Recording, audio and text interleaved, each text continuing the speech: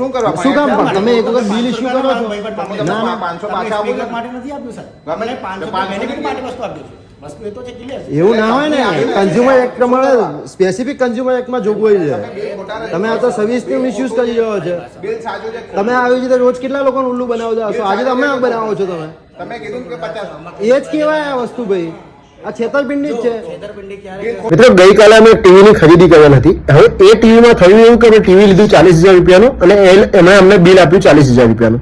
હવે 40,000નું અમે બિલ જોયું ત્યારે એની અંદર બીજી 2 પ્રોડક્ટ પણ એડ હતી. જો હું તમને બિલ બતાવું, જો આ બિલ દેખાય છે એમાં બીજી 2 પ્રોડક્ટ પણ એડ છે. જ્યારે અમે એમને ફોન કરીને આજે સવારે પૂછ્યું તો એમણે અમને એવું કીધું કે તમને અમે 500 રૂપિયા ડિસ્કાઉન્ટ કરી આપી દીધું કે 500 રૂપિયામાં આ 2 વસ્તુઓ જે છે એ અમે અંદર દર્શાવી છે અને 500 રૂપિયા અમે તમારા ઓછા કરી દીધા છે. એટલે અમે એની ઇન્ક્વાયરી કરવા ત્યાં ગયા. એટલે હવે આવો જોઈએ કે વિગતવાર એ લોકો અમને શું કહે છે અને કઈ રીતે આ લોકો જે છે એ છેતરપિંડી કરે છે ગ્રાહકો સાથે. આવો જોઈએ.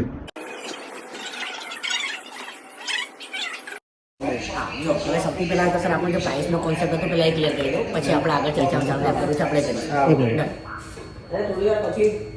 અરે હું બધું તમારા જોડે વાત કરીશ, એવું કઈ નહીં. પહેલા પ્રાઇસ તમે એ ખાલી શું બિલ તો બતાવો. ના એ તમને બધું ક્લિયર કહી દો સર. મારા ત્યાં સર આવા 50 બિલ બને છે એક નહીં. એટલા માટે તમે પહેલા ક્લિયર કહી દો કોન્સેપ્ટ કે ભાઈ તમે કેવું કોન્સેપ્ટ યુઝ કરો. કાલે તમે હતા સર? કાલે ના ઠીક છે. સરે કાલે પરચેસ કરી મારા TV Xiaomi QLED cinematic QLED 40,000નું ટીવી. બરાબર. આપણે સર બહુ ટ્રાન્સપરન્સી મારે છે, એવું કશું નથી, જે છે એકદમ ક્લિયર બતાવો. અને અમે આમાં એડ કર્યું આ સાઉમી સ્પીકર. સર વેલ્યુ કેટલી થાય છે? 43,300. સર તમે કેટલા અમાઉન્ટ આપ્યા? 39,000 સમથિંગ. ચલો ને. યસ બરાબર.